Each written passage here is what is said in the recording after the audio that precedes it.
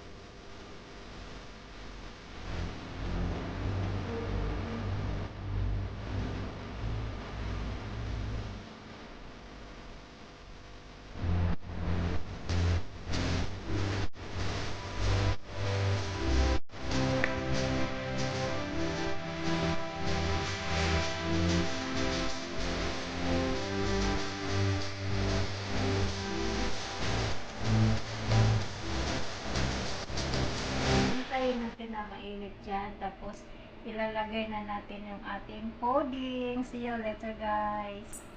And then, init na siya, guys. Ilalagay ko na yung, yung pudding ko. Yun na siya. Ilalagay ko na. Kasi wala talaga akong lagayan, guys. Wala akong pot cake. And then, see you later after 30 minutes.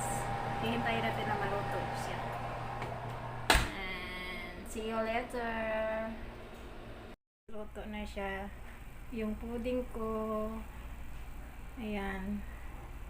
At ita-transfer ko siya sa plate. See you later. Ayan na siya guys. Na-slice ko na siya. And okay naman. Ayan. Creamy siya kasi may cheese. Ito.